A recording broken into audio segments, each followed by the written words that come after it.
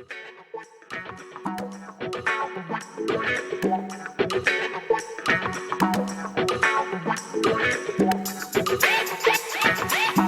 what's going on, everybody? It's Chris, and I'm here with Jason. Welcome back to Unchained Cinema. And for this episode, we're going to be talking about the 2009 movie Triangle. And this was directed by Christopher Smith. It was a British release. As far as stars, it was pretty much as exclusively Australian cast. You had Melissa George, who played Jess, kind of the main character, which you might recognize from 2005's The Amityville Horror, who she played Kathy Lutz, and Liam Hemsworth as Victor, who plays kind of a small role. In terms of recognition, it received 5 nominations, but only received 1 award. And as we go through this, I think you'll understand why. It won the award for Best Direct-to-Video Film in 2011. Yeah, that makes sense. Yeah. So overall, I mean, the movie kind of takes you. You have Jess, and she has an autistic son. You know, she's kind of struggling through life, and without a lot of context, she ends up going on this boat trip with a group of friends of hers. They go out on the ocean, and they hit this freak storm. Boat ends up capsizing, and they end up on this ship called what was it called? Aeolus. Aeolus. And they get on board, and the ship looks really old, but there's like new food when you go in kind of into the foyer. And as they go around, they're finding Jess's keys, and she's having all sorts of deja vu. And the movie kind of unfolds from there. Jason, what were your initial thoughts in this movie? I was thinking more like deja vu was what I was thinking, but yeah, I don't know. I mean, you and I talked a little bit off camera. I did not find this movie very entertaining. There was quite a few times I was just kind of looking, at my phone, or looking at, just looking around, or just kind of was hoping something would happen, because this movie, the foreshadowing and the you already know the beats are going to happen beforehand, and I'm one. And if you watch some of our previous videos, and if you ever hear me talk on my own channel, like, I want to be taken away. Like, I don't want to try to think about what's going to happen during the movie. I want to just check out for an hour and a half, 2 hours. So I'm not the kind of person who goes, oh, I knew that was going to happen. I knew that was going to happen. I already saw that coming. Like, I'm not that guy. But this was so formulaic, I guess is the right word. It was just kind of painful. So just to hit a few things that you mentioned, there's the opening scene with the Melissa George character. Her name's Jess, I think. Is it right, Jess? Yeah. She is at this, like, her son's kiddie pool, and there's an upside down toy boat in the kiddie pool. And I was like, oh my gosh, like, you already could tell, like, right out of the gate. So she reaches down in there, and she picks up the boat and glances at it like, oh. And they, again, it's stuff like that happens in the beginning of the movie. If the movie's that obvious, then there's really, for me, no hope. So you have that going on. And like you said, Liam Hemsworth, whose brother's Chris Hemsworth, aka Thor, he's in it, like you said. I thought he did a pretty good job. I thought Melissa George did a good job as well. I mean, I thought they did fine with the material that they had. I didn't think the acting was, like, bad. But, that was the kind of thing that I just was kind of like, here we go again. So, that was, well, it is it is what it is. So I wasn't really thrilled when I saw that the first, like, 5 minutes. So that was just kind of like, all right. Let me take a look here at some of my notes. I really want to make sure the whole time the movie, and I guess there's going to be a lot of spoilers in this, by the way. So the whole time I feel like the entire film was a lot of Melissa George walking around like she's out of it. Like, she's not completely knowing what's going on. She seems out of it. She seems, confused, but yet also, like you said, the deja vu stuff's going on. She's trying to put pieces together. And it just seems like she's walking around in a daze in the entire movie. And as you find out more and more why, it makes, I guess, sense. But the whole time, I mean, like, literally, she introduces herself to the group of people, and the guy even goes up the Victor character goes, "Are you okay? Like, you seem like there's something wrong." She's like, "Oh, I'm just tired. And I'm like, oh my gosh." So that kind of is like a thread throughout. So, so what were some of your initial thoughts? I know you kind of broke the movie down, but what was some of your initial thoughts before I get too deep in the woods? Well, I think there was a lot of foreshadowing that I didn't really pick up on until I understood more the context of the movie. Like with Aeolus, right? Which we had talked about before. I don't think it was Aeolus, it was Sisyphus, right? The Yeah, was Greek mythology. Greek mythology, and he had to push the boulder up the mountain, and the boulder would roll back down, and he had to push it back up again. So that kind of becomes the running theme of the movie in that it's continuously looping itself. So if you don't Mhm. know, I don't know who Aeolus is. Um, Maybe it's a similar story, but if you knew that, then you could say, okay, it would start to make sense a whole lot quicker. But there were some surprises in there.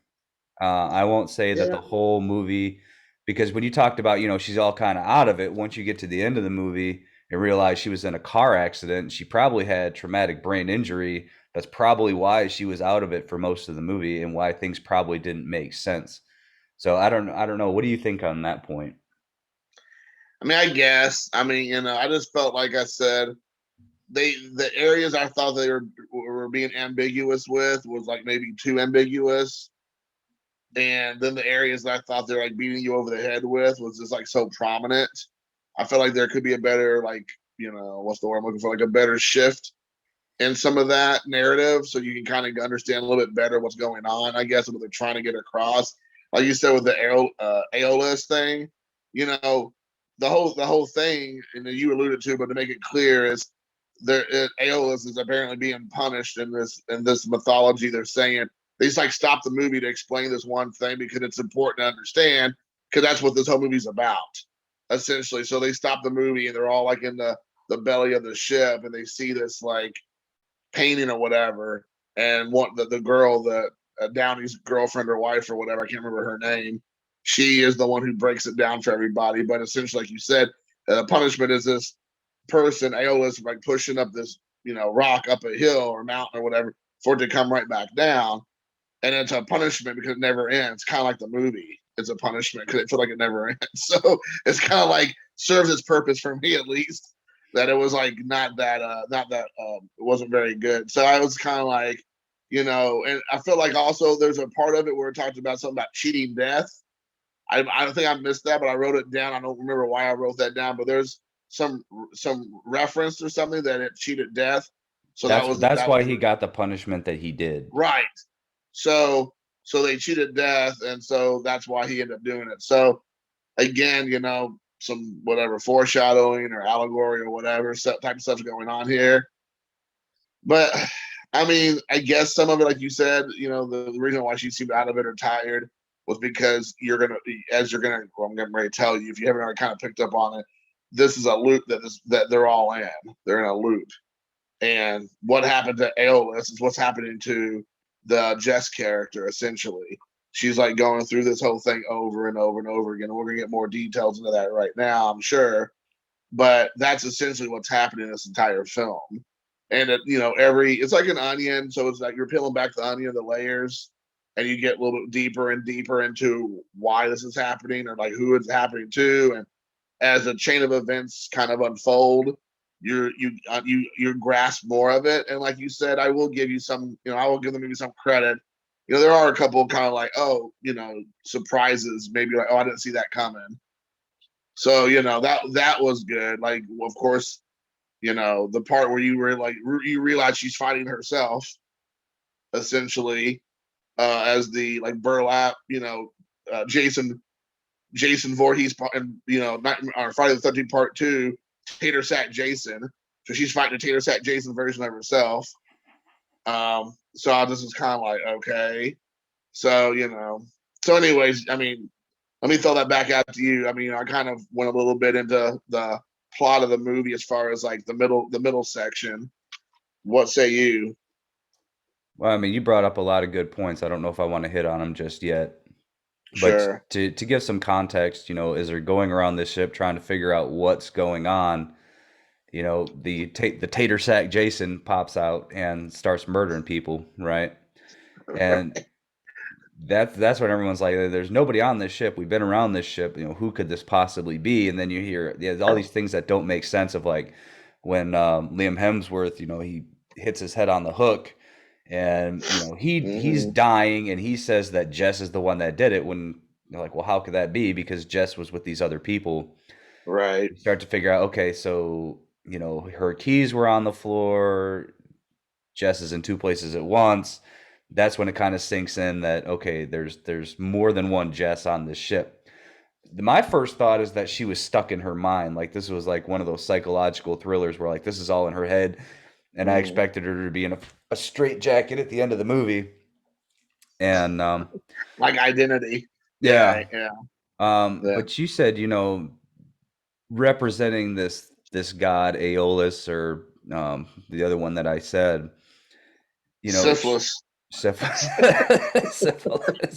syphus, yes. Cypress. There you go. You Close know, enough. his punishment was because he cheated death. And as you get Mm. to the end of the movie, you realize because in the beginning she seems like she's a struggling single mother who's trying to raise this autistic kid, which I can imagine is absolutely frustrating. But it seems like for all intent and purposes, she's doing a pretty good job of keeping her crap together. Now you get to the end of the movie and it shows that she is an absolute asshole and treats this kid like crap because she's kind of at her, I guess she's at her breaking point or she's just a naturally mean person. I'm not really sure. It doesn't provide that context. All right. But then she cheats death by getting in the car accident. The kid apparently dies, which is when in the beginning when we talked about, she said that when she met Lim Hemsworth character, oh, he's at school. And dude's like, well, it's Saturday. How's he at school? Well, he's special needs, so special needs schools run all week. So it kind of ties into. They did a good job tying the mythology in with the story. Right. I do want to say I want to go back to there's a point like I talking about the whole out of it thing. And the thing that was like also again, I felt like it was just so I just could do without it because it happened like every scene you see the Melissa George character. If you almost every scene you see her in, she looks like she's out of it, like she's on death's door or like whatever's going on.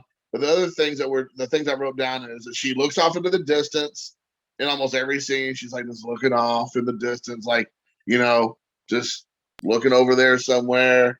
She every time you see her, she like looking like almost like she's looking through people, looking around people.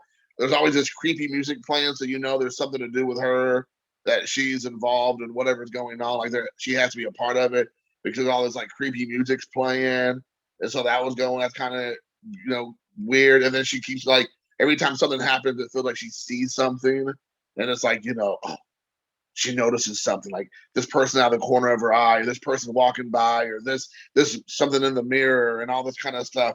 And it just was like, oh my gosh, it was like one thing after the other, and everybody else is oblivious to it. And that's the thing that was kind of bothering me was like everybody had no idea what was going on. Again, we kind of talked about it. Well, the reason why is because it's really her loop she's in, and all these other people, unfortunately, are just pawns in her loop that this is going on. I feel like, I don't want to be but in her inner circle. no, I would not want to be in her inner circle, and I don't want the inner circle playing bad boys, in the background either. That would be just too much. But yeah, it was. I mean, that kind of like those kind of things for me. A little bit of that goes a long way for me. Like you can do a little bit of creepy music, you can do a little bit of the whole like she sees something, but like in like every scene is something like that, and it's like beating you over the head with there's something here. Keep watching. It's creepy. It's weird. She's involved in it, and I'm like, okay. I got it. I got it. So that for me was a little bit just too much because it was every scene that she was in. Yeah, you'd mentioned earlier that you'd find yourself doing other things during the movie, and I think what made that so easy is it felt like you watched the same movie 5 times.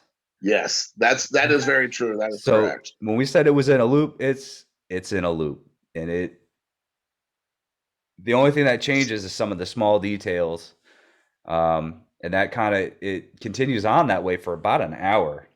Mm-hmm. So that's a long time to regurgitating the same sequences.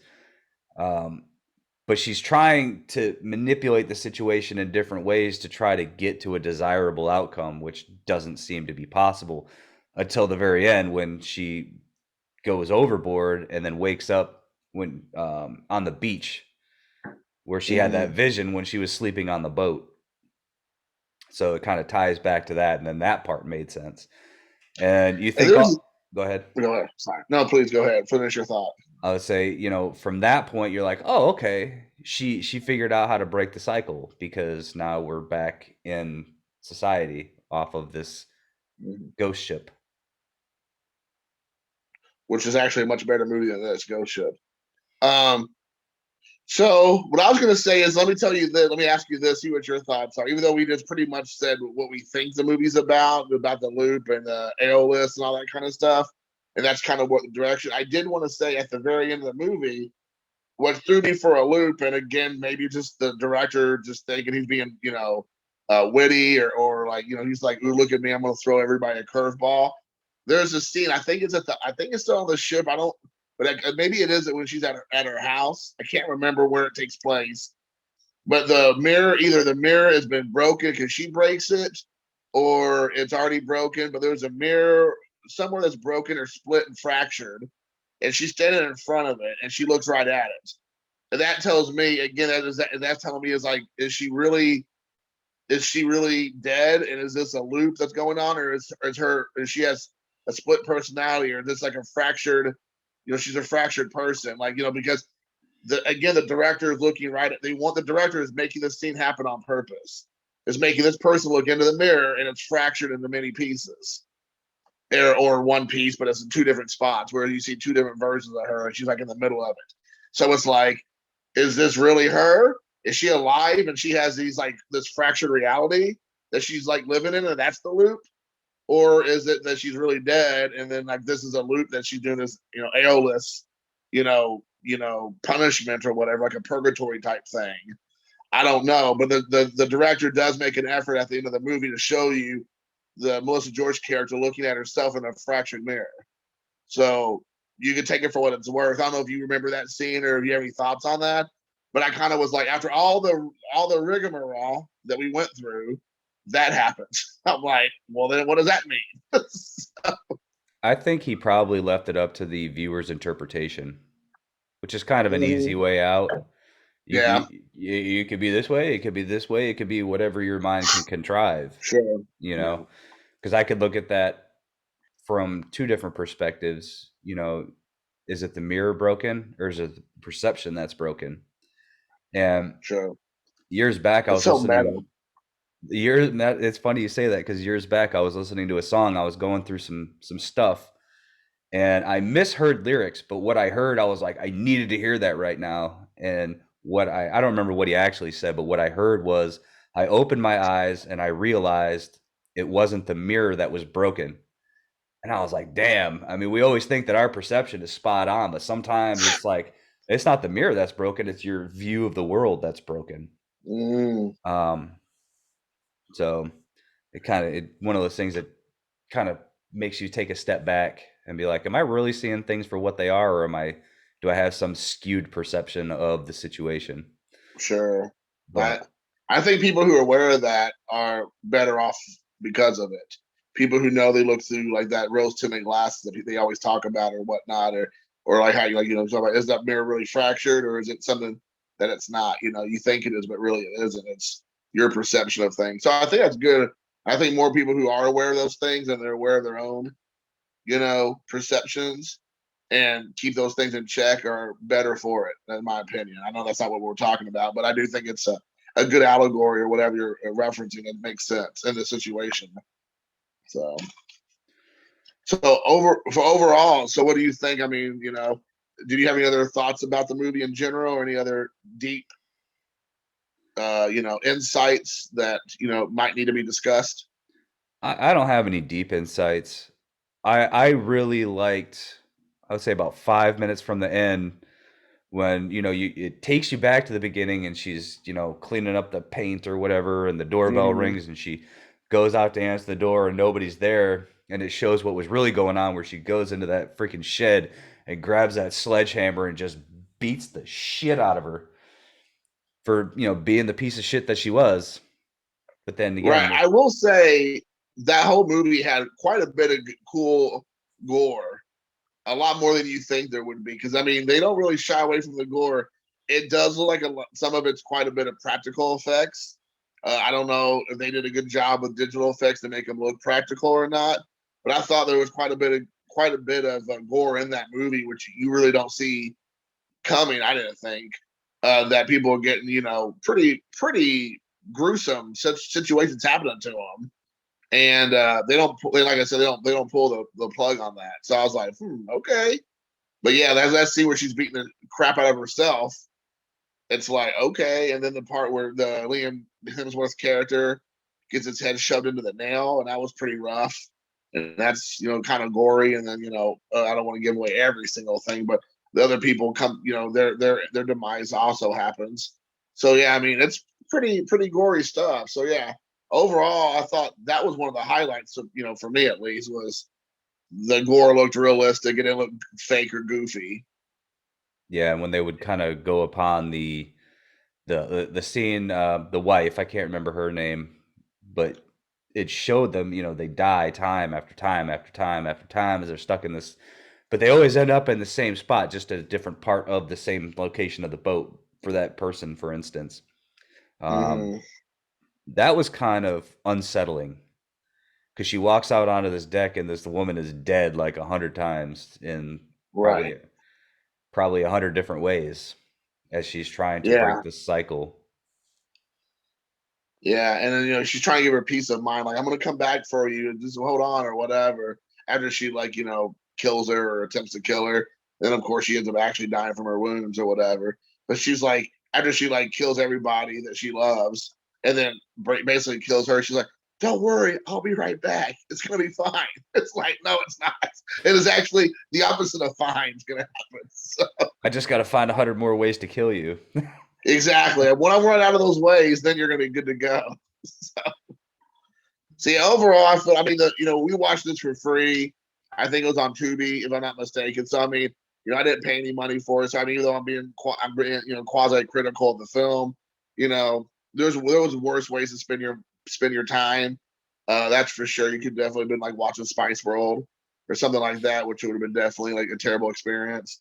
So, it was there was some good performances by Melissa George for sure. I got to give her credit. She did a good job as the character Jess. But outside of that, and some of the gore scenes, which I again was pretty impressed with, I didn't feel like there was much in the way of rewatchability. That's for sure.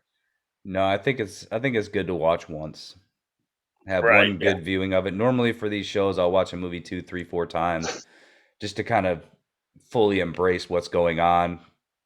I couldn't do that with this one because I already watched it four times in the one sitting. Right. No kidding. That is 100% true. Yes. But there's a lot of stuff I didn't pick up on than you did that helped me tie things together later on. So maybe I needed to watch it more than once.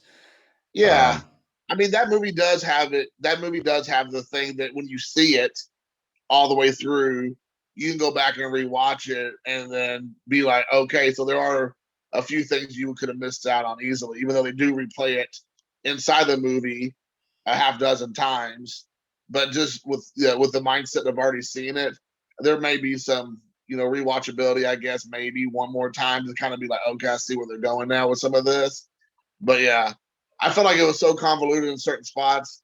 I just didn't want to put forth the effort to rewatch it again. But yeah, I'm interested if people have seen this. If you've seen this by any chance, let us know what you think. I mean, are we wrong or am I wrong? What I missed? But I honestly think that overall it was a weaker film in my opinion, I thought it was prime material for direct to DVD.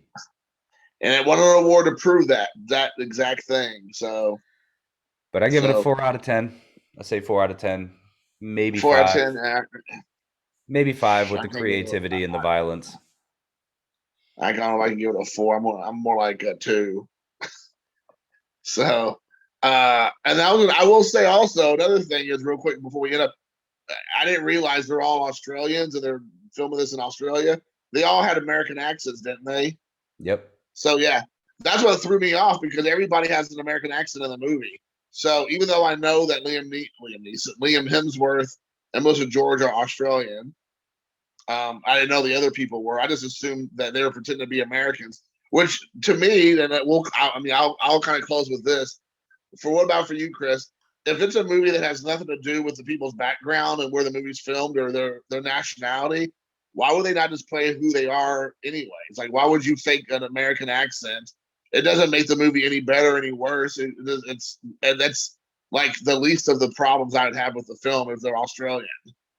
I I don't think get that. I think they were trying to appeal to a broader audience because this is a hard sell on a large scale, let alone a Yeah, I guess small that's one. true. You know, because when I looked it up in Wikipedia, it said it's a 2009 British film, and I watched it, and I was like, none of them have British accents, like at all. Hmm. So kind of like how Housebound they were going to re-release, or they may still re-release an American version of it to appeal, like I said, to that broader audience. I figured they were just trying to go for the kill shot from the beginning, because Yeah, if it was to do as bad as it did on a broader spectrum, then how well would it have really done when you kind of limit your audience to sure. British, probably South Africa, Australia, and New Zealand. That's true, I guess. To me, it just seems like, Americans, I think in general, maybe I'm wrong, they don't really care if the people have Australian accents. If it's a good movie, they'll watch it. I don't, maybe I'm wrong. Maybe Americans want to have to hear an American accent, but I've never, at least maybe, but that's also because I'm a big cinephile. I'm a big film fan. I don't really care what the accents are. If it's a good movie, I'm going to watch it. I don't So know. Maybe it's just me. I probably am wrong about that. America's probably like, what am I watching this movie with this Australian actor? I don't want to see that. That's you. You're that guy. No, You're I'm a throwing little more critical uncultured. because when it's in a foreign dialect or a foreign accent or anything like that, I'm usually a little skeptical. I guess. I mean, you're probably the audience that they're concerned about. Like you said, like you're gonna want to watch it if it's everybody speaking with an American accent. So yeah, I don't. It doesn't bother me. I mean, like I said, I prefer. If I just want to prefer it to be, what it's supposed to be trying to do. If it's a movie about Japan, then it should be Japanese. If it's about Australia, it should be about Australia. America, America, whatever. So I don't really care about the accents per se, as long as it's right for the story. But whatever. So it is what it is. So I guess that's my point. That's my perspective on the film. Did you have any closing thoughts on your end, Chris? No, like I said, I think it's worth a watch. Right. If you have nothing else better to do on an evening or a weekend, and you got an hour and a half to kill, like we said, it might be there could be worse things to watch. So, but yeah, so I gave it a 2. Chris gave it a 4. So there you have it. So not a glowing recommendation. I don't think really. No. All right. Well, guys, we appreciate you all watching. Definitely, if you leave comments, give us the thumbs up, give us comments, share the video if you can. Definitely, keeping a dialogue back and forth is what we're looking for, just to kind of build that rapport. But until next time, we really appreciate your time watching. We'll see you soon.